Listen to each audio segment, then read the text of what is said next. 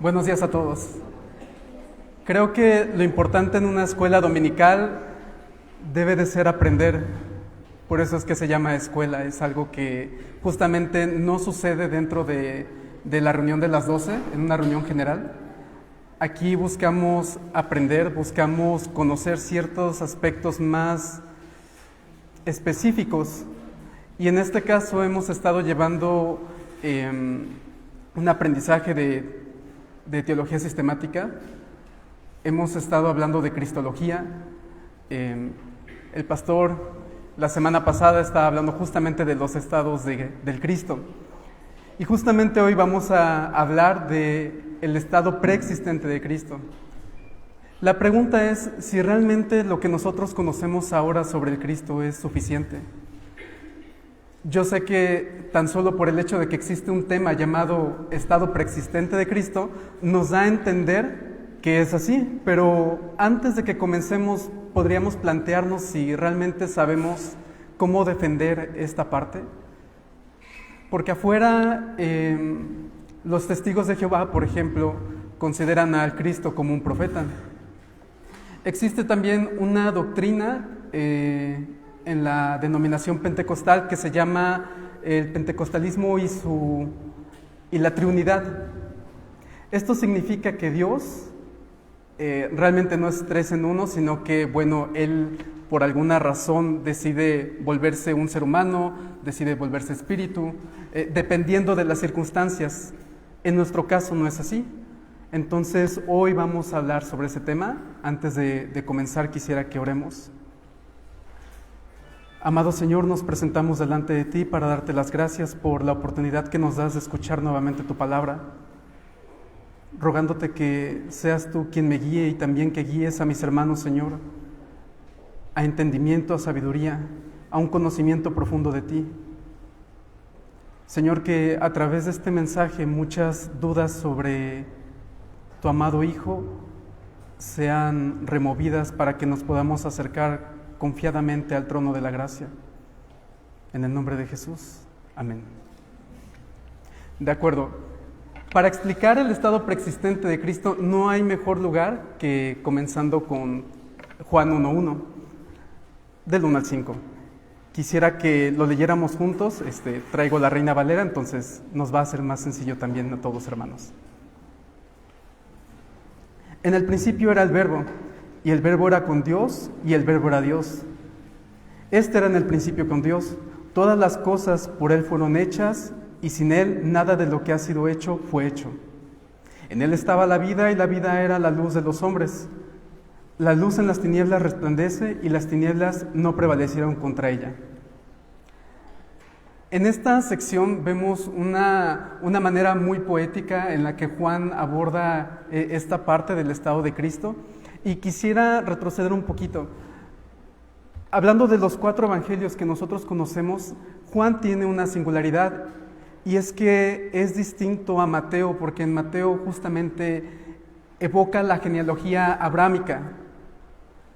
En el caso de Marcos es a través del testimonio de Juan el Bautista.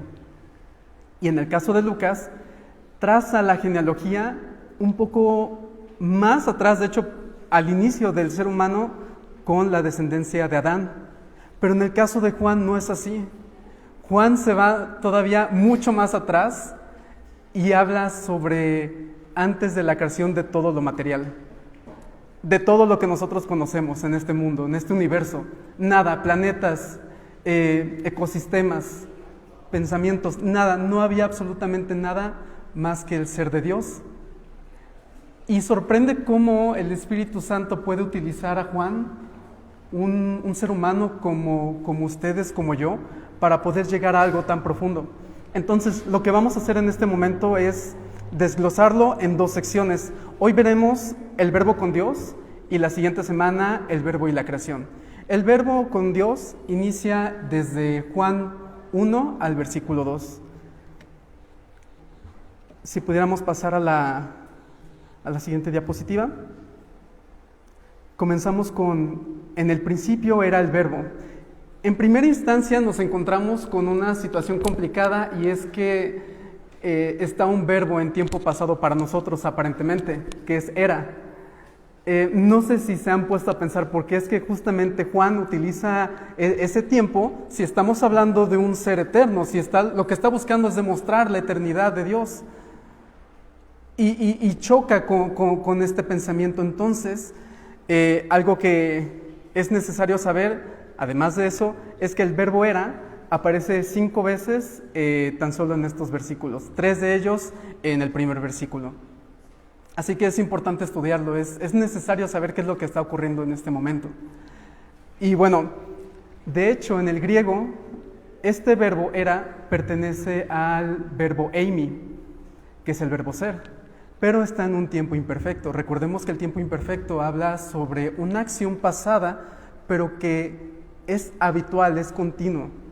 Entonces, si nosotros pudiéramos aterrizar el verbo eimi correctamente a lo que nosotros estamos leyendo al día de hoy, quedaría más o menos de la siguiente manera. En el principio el verbo estaba continuamente, siempre ha sido, siempre ha estado ahí.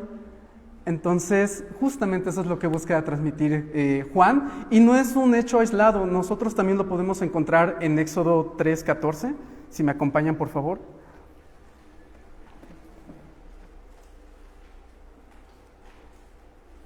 No me ganen. Y respondió Dios a Moisés: yo soy el que soy. Y dijo: así dirás a los hijos de Israel: yo soy, me envió a vosotros. En este caso lo está haciendo en tiempo presente, en apariencia, pero realmente lo que está denotando es eternidad. No le está diciendo cuándo comenzó a ser, cuándo comenzará a ser, sino que siempre ha comenzado a suceder. Dios siempre ha estado presente. Algo que las personas tienen tal vez como problemas, dificultades en entender en la Biblia, es que la Biblia no está buscando demostrar el origen de Dios. Eso ya sucede, ya lo da por hecho desde el Génesis 1:1. Simplemente no puede ser visto con ojos carnales, con ojos terrenales. Necesitamos ayuda del Espíritu Santo. De lo contrario, yo tenía un docente, doctor en historia, estaba en la prepa y bueno, pues me comentó que él ha leído toda la Biblia y no es un creyente. De hecho, tampoco va a una iglesia católica siquiera. Entonces tú puedes leerte toda la Biblia, pero si tú no tienes ayuda del Espíritu Santo para poder discernir las palabras, no hay manera de comprender este tipo de contextos. Si aplicamos entonces lo que acabamos de aprender ahorita, el versículo 1 se leería de la siguiente manera. En el principio el verbo estaba continuamente, y el verbo estaba continuamente con Dios, y el verbo estaba continuamente siendo Dios. Con esto queda claro lo que es el verbo era. Perfecto. Ahora, también maneja una palabra interesante que es en el principio, y justamente el teólogo anglicano William Temple acerta con una manera de desglosar lo que quiere decir en estas palabras, y cito: número 1, nunca existió un tiempo cuando el verbo no era. Número 2, nunca existió una cosa que no dependía de él para su existencia. El hecho de que sea preexistente significa que no hay manera de que algo o alguien lo hubiera creado porque él ya estaba. Por lo tanto, todo lo demás que existe en este mundo, nosotros, los animales, las plantas, los planetas, todo lo existente e incluso lo invisible, pertenece al Señor. Ahora, en este punto hemos hablado sobre lo que es el verbo eimi, lo que significa principio, y ya anteriormente hemos escuchado lo que es el logos.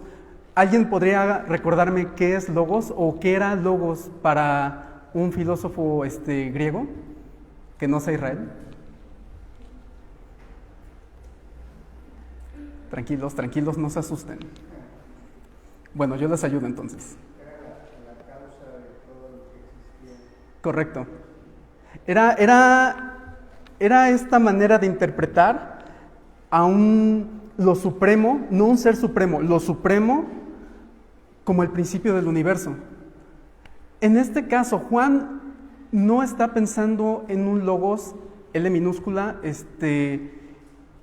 inmaterial, alejado, impersonal, que no le interesa al ser humano. No, Juan está explicando el logos con L mayúscula como un ser personal, a un ser que le interesamos, que somos importantes para él. Y esto lo podemos ver en Juan 3:16. A todos nos encanta mucho ese versículo, entonces no les voy a pedir que lo busquen, pero sí que lo reciten entonces, por favor. 1, 2, 3.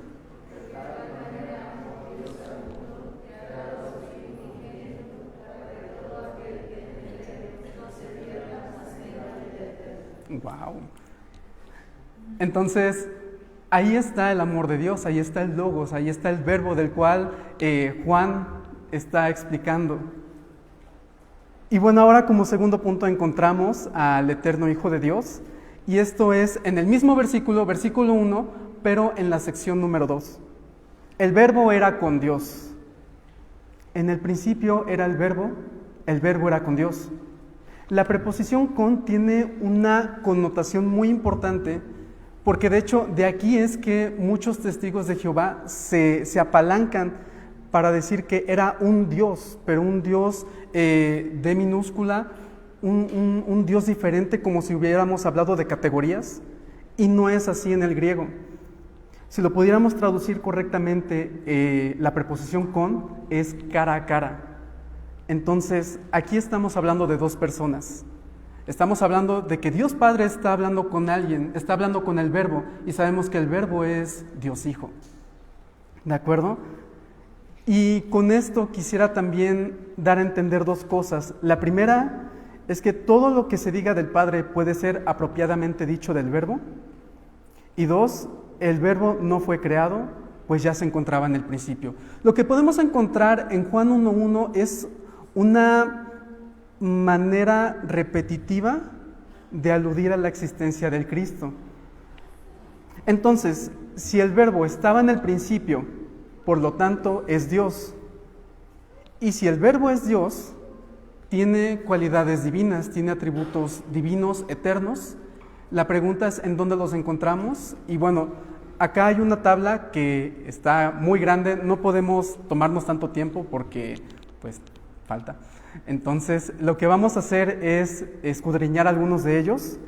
Quisiera que vayamos a Miqueas 5:2 para hablar sobre la eternalidad de Cristo. Miqueas 5:2.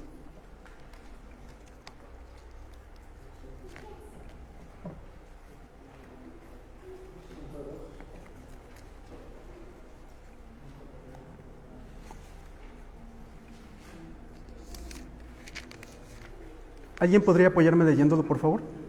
Pero tú, Belén Efrata, pequeña para estar entre las familias de Judá, de ti me saldrá el que será Señor en Israel, y sus salidas son desde el principio, desde los días de la eternidad. Estamos hablando exclusivamente de Jesús. ¿Por qué sabemos que es de Jesús? Porque es el único que fue encarnado en Belén. Ahora hablemos de la inmutabilidad. Acompáñenme en Salmos 102. Versículos del 25 al 27. 102.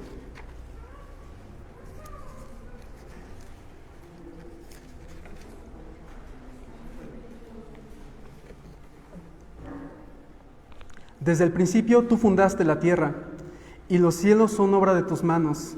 Ellos perecerán, mas tú permanecerás, y todos ellos como una vestidura se envejecerán. Como un vestido los mudarás y serán mudados. Pero tú eres el mismo y tus años no se acabarán. Los hijos de tus siervos habitarán seguros y su descendencia será establecida delante de ti. Hablemos ahora de la omnipresencia que se encuentra en Efesios 4:10.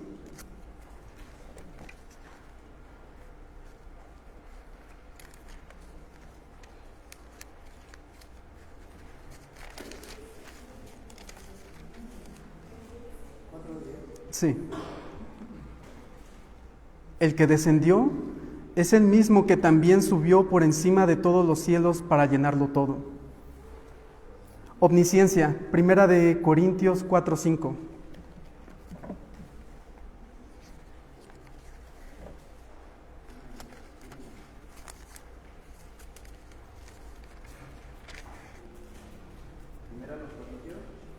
Sí, 4:5. Así que no juzguéis nada antes de tiempo hasta que venga el Señor, el cual aclarará también lo oculto de las tinieblas y manifestará las intenciones de los corazones, y entonces cada uno recibirá su alabanza de Dios. Y finalmente hablemos de su autoexistencia, o como algunos lo conocen, aseidad. Colosenses 1, del 16 al 17.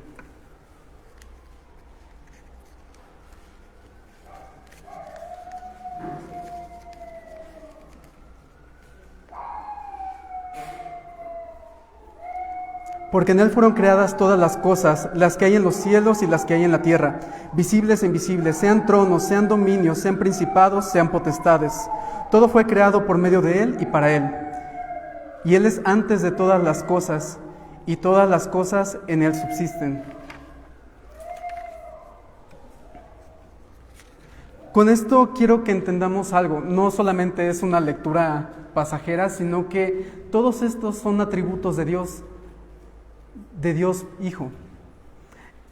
La pregunta es, ¿por qué entonces cuando, aún yo sé que todos tenemos conocidos, tenemos hermanos que están en otras iglesias que quizá no son de sana doctrina y prefieren hablar con un pastor? De hecho, hay eventos donde se busca un evento de sanidades, se busca un evento profético donde puedas saber quién eres, y otros tantos que también conozco prefieren rendirle culto a los santos, a los ángeles. ¿Quiere decir que con esta tabla Dios no es suficiente?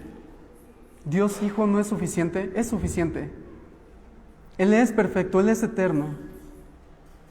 Si en Él están todas las cosas, entonces ¿por qué es que a veces decidimos poner nuestra fe incluso en nosotros mismos, cuando con Él lo es todo? Y justamente Hebreos, del capítulo 1 al 8.5, podemos darnos cuenta que el autor está buscando establecer la superioridad de Dios Hijo. Y quisiera que vayamos a Hebreos 1, del 1 al 3.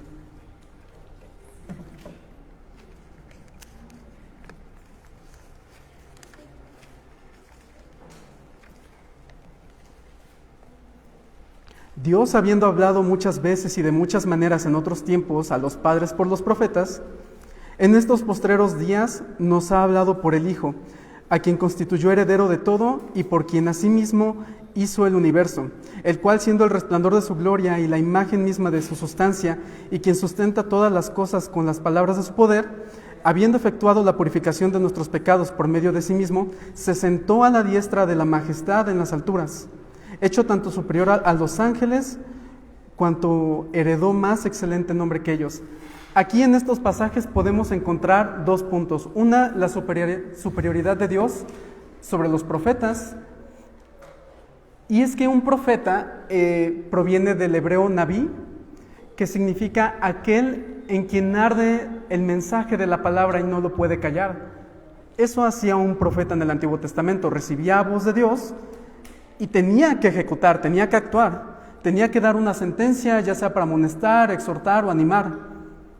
Pero en el caso de el Cristo, ya no es necesario profetas de esta índole. ¿Por qué? Porque Dios nos ha hablado ahora a partir de su Hijo. Reiteremos en el 1.3. En los postreros días nos ha hablado por el Hijo, a quien constituyó heredero de todo. ¿Por qué entonces depositar nuestra fe en un hombre que nos habla, que intenta alzar la mano, imponerla en ti, buscando de alguna manera una palabra mágica que te pueda dar? ¿Es acaso ese ser humano superior al Cristo? No, no lo es. ¿Por qué? Porque Él es el heredero de todo. Porque Él hizo el universo. Y no solamente eso, sino que tiene la misma imagen y la sustancia de Dios. Por eso es superior a los profetas. Por eso es superior a todo lo que nosotros debemos de estar buscando en otro ser humano. Sí, entre hermanos podemos exhortarnos, animarnos, corregirnos, motivarnos, pero un ser humano jamás puede ser tu meta final en entender algo. sino a través de la palabra, a través del verbo, a través del logos. Y también es superior a los ángeles. Esta parte es interesante. ¿Se han preguntado por qué es que habla de los ángeles, en este caso el autor de Hebreos? ¿Por qué menciona a los profetas y también a los ángeles? Bueno, la razón está en que muchos de ellos solían acercarse de alguna manera a los ángeles como si ellos fueran los mediadores de sus vidas. Y ahora que lo pienso tiene un poco de sentido, porque justamente un profeta era un mensajero y ángel viene del verbo, de la palabra ángelos, que significa mensajero en griego. Y bueno, pues si un profeta tiene un mensaje, también un ángel debe tener un mensaje para mí, y no es verdad. No es verdad, porque ¿quién ha recibido un nombre superior al de los ángeles? Incluso la misma Biblia dice que los ángeles le sirven, los ángeles están para él. Perdón, ahorita supongo que por los nervios no me acuerdo, pero hay un momento donde dice, espérate, si yo quisiera, oraría al Padre y Él enviaría a una docena de ángeles para cuidarme. Entonces, Él puede en cualquier momento simplemente hablar y los ángeles responden. No hay algo más que puedan hacer. Ellos no pueden ser nuestros mediadores. Ellos tienen cualidades, tienen atributos distintos al ser humano, pero no son equiparables al poder, a la omnisciencia, a la omnipotencia, a la omnipresencia del Señor. Y bueno, regresemos ahora a... ¿Sí?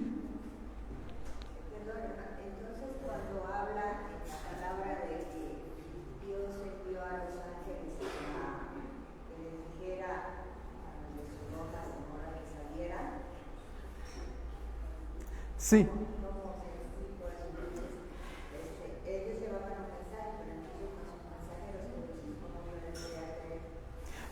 Considero que un mensaje puede ser tanto verbal como con una acción. Bueno, no se me ocurre.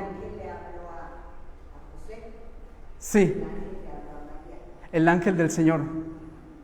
De acuerdo, ese es un distinto tipo de ángel que ahorita vamos a tratar justamente. Ángel. Entonces vamos a Juan 1:1 y regresemos a la segunda parte, que es el verbo era con Dios. Justamente otra de las preguntas que nos podemos plantear es, bueno, si estaba con Dios, ¿qué estaba haciendo? ¿Qué estaba haciendo en su preexistencia? ¿Qué hacía realmente, no? Sabemos que hay un ángel, el ángel del Señor, que tiene una cualidad distinta. Su cualidad es que él mismo se atribuye cualidades divinas, como aquel que habla por Dios. Y bueno, lo podemos encontrar en algunos pasajes, como lo es Génesis 16, del 7 al 12. Podemos ir también.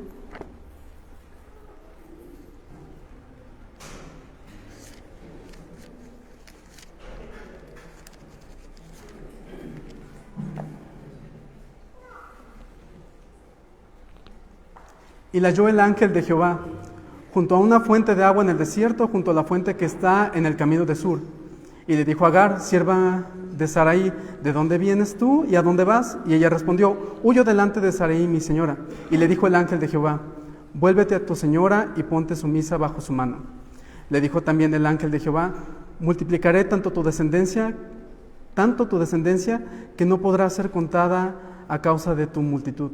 Además le dijo el ángel de Jehová, he aquí que has concebido y darás luz un hijo y llamarás su nombre Ismael, porque Jehová ha oído tu aflicción. También podemos encontrar al ángel de Jehová en Éxodo 3:2.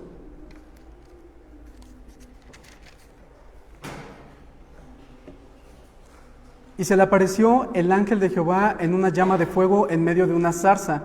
Y él miró y vio que la zarza ardía en fuego y la zarza no se consumía. ¿Por qué sabemos que no es Dios Padre? Porque también su palabra dice que a Dios jamás se le ha visto. Y ciertamente si alguien lo ve, morirá. Entonces, quien era realmente en estas apariciones era Cristo en su estado preexistente. ¿Por qué hacía todo esto? Todo tiene, podríamos decirlo, en dos categorías. La primera es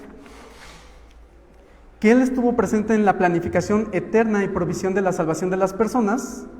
Es decir, a través de la Biblia podemos ver el progreso a partir de la promesa que se le dio a Eva y cómo está Abraham, Isaac, Jacob, David, cómo sucede cada una de estas historias de Israel, todo para que sucediera lo que nosotros hemos visto en los evangelios, que es el nacimiento de Jesús. Ese era el objetivo. Lo podemos encontrar en Efesios 1:3, esta provisión de salvación a las personas.